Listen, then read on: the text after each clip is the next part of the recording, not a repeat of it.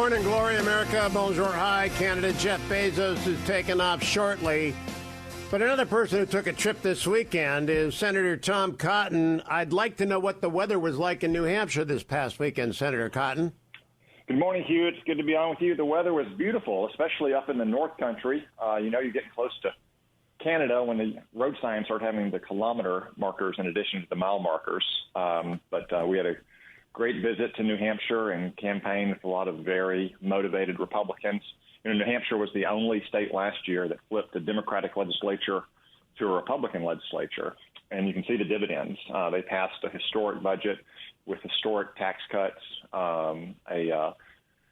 finally a ban on gruesome late-term partial birth abortions, and also measures to prohibit the indoctrination of school children with critical race theory. So I was very excited to hear their success stories, and also looking forward to more successes there next year. There's going to be a very competitive Senate race where we're going to beat Maggie Hassan to help take back the Senate and pick up one, if not two, House seats to help take back the House of Representatives. Did you have a chance to see Governor Chris Sununu and perhaps suggest to him he should run against Senator Hassan? No, the governor was occupied during our trip this weekend. But I know he's very excited about all the success they had in their legislature as well. He had worked hard last year to help flip the legislature, and that's just an example of what happens whenever you can flip control of your legislature in New Hampshire or another state, or what happens if we can flip control of the Congress next year in Washington, D.C. Now, there are two must-watch C-SPAN series. One has gone off the air, Brian Lamb's Book Notes, although it's still there and they have great hosts and I watch it, but Brian Lamb was Brian Lamb. The other is The Road to the White House. The new edition, 2024, has begun. They had cameras with you, Senator. Were they ubiquitous but quiet in the background as is Howard Mortman and gangs approached everything? They were with me all day Saturday to include at the Hillsborough County machine gun shoot, which was great fun. And I think they got some video of all the big guns we were able to shoot there. And as we were talking about our Second Amendment rights and how Joe Biden and the Democrats are trying to take them away and confiscate our guns. I think some of the Granite Staters were a little surprised to have cameras following us around and recording our conversation. But for the most part, C-SPAN was pretty unobtrusive. Well, I have never actually heard of the machine gun shoot before, but you look pretty comfortable with that weapon. I'm not sure you carried that on patrol in Iraq, did you? No. Yeah, this is the third annual machine gun shoot, and I said my only disappointment is that I didn't know about the first and the second annual machine gun shoot fundraisers for the Hillsborough County GOP. No, Hugh, in the Army we had the 240 and the 249 every now and then downrange. You might take a 50 cal or a Mark 19, which is essentially a grenade launcher machine gun. They didn't have any of those weapons, but they had a lot of great old-fashioned weapons or foreign weapons as well. So it was a lot of fun to shoot the big guns. As I told the crowd, anytime I tried to get involved in machine gun tactics or training when I was a platoon leader, my weapons squad leader would remind me that, hey, sir, they call you an officer for a reason. Well, I'm pretty sure I wouldn't be allowed in the event, actually. So I'm kind of jealous. That looked like a lot of fun. Now, talk to me a little bit about business, though.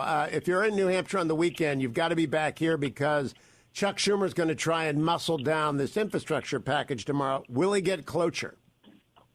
No, Hugh, he won't. I think this is yet another miscalculation by Chuck Schumer, showing that he's still learning his sea legs in terms of controlling the Senate floor. Not only is he not going to get votes on a bill that's not even finished yet and certainly hasn't been evaluated for its budgetary impacts, but he's irritating a lot of his own members by pushing the envelope here. I mean, look, we already spent $2 trillion in March that we didn't have, and it was really unnecessary given the state of the economy at the time. If anything, it's just fueled the massive inflation I heard so much about in New Hampshire. The price of everything from gas to food to lumber is sky high.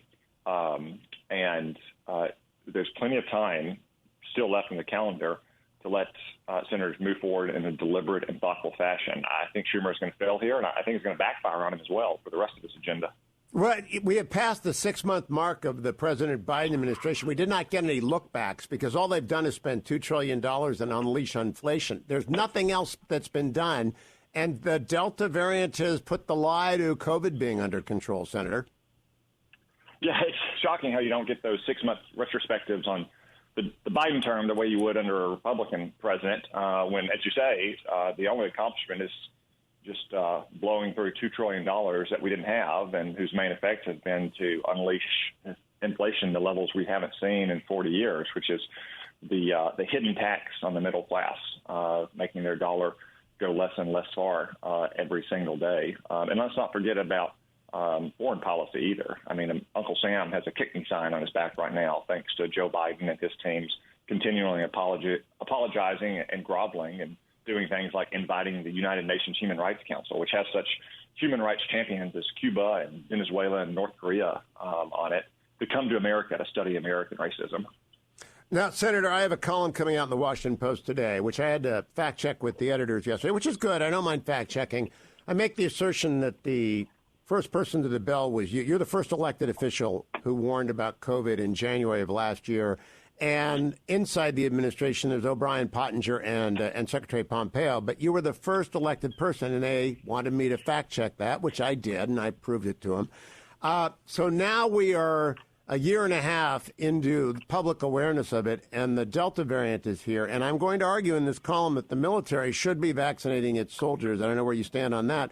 But I don't believe the Biden administration has delivered a coherent plan to credential anyone to speak authoritatively. And I still think our public health agencies are crippled by nobody intended to lose their credibility, but all the credibility is gone. Do you agree with me on that? Well, Joe Biden and Kamala Harris undermined their own credibility, Hugh, by continuing to say last year that they weren't sure they'd take the vaccine because it was developed under Donald Trump.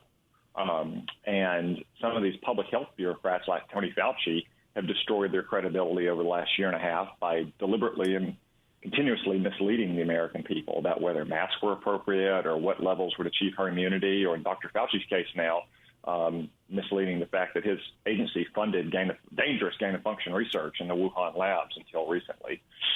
In the end, Hugh, I mean, my conversations with people across Arkansas this past weekend in New Hampshire suggest to me that there is no one person who can go out and tell people who haven't taken the vaccine yet to take the vaccine. It's not going to be a politician, Democrat or Republican. It's not going to be an athlete. It's not going to be a celebrity. It's trusted advisors in one's own life, primarily one's own doctor, but also family and friends who've had experience both with the vaccine and with the virus.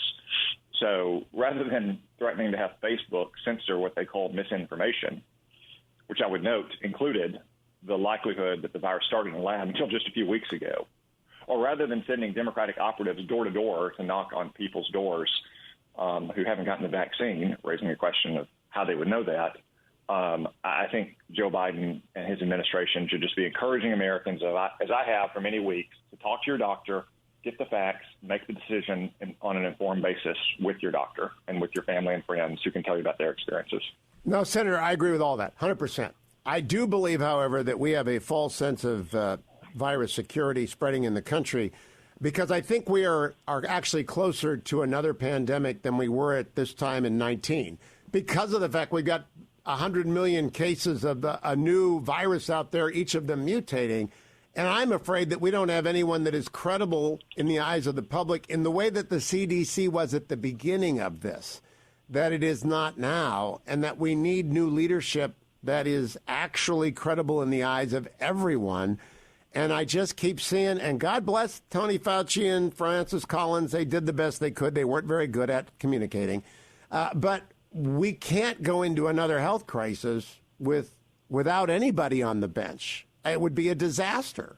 So, and the way to maintain, or the way to build back credibility, Hugh, is to be honest with the American people. Let me just give you one example of where I think Tony Fauci made a bad misstep. Early on, he didn't just say masks aren't useful. He kind of mocked and ridiculed people who thought they were useful. And then he flipped on a dime a few weeks later. And he later said that, we need to protect our masks for nurses and doctors. Well, he should have just said from the beginning, masks may help, and it may be wise for us all to start wearing masks, but at the moment we have a shortage. Please don't rush out and hoard masks while our nurses and doctors who are dealing with this virus need it. I think virtually every American would have heard that and would have followed that guidance, because we all understood that our hospitals were under tremendous strain. Dr. Fauci has also said repeatedly over the last year that herd immunity is going to be at 70%. Oh, it's going to be 75. It's going to be 80. It's going to be 85. Just say what it is. And he claimed that he was changing the number because he was judging what the American people could process. Like, he has no idea what the American people process. He's a bureaucrat in Washington, D.C. It's like a judge thinking they can make economic policy sitting in their chambers. You should just level with the American people, be honest, and trust them to make the right decision. 100% agree, and we have to start over with people who understand that from the beginning. Senator Tom Cotton, thank you for joining me. I'm glad that the machine guns worked in New Hampshire and that the weather was nice up there. Glad to have you back in D.C. Go nowhere, America. It's the Hugh Hewitt Show.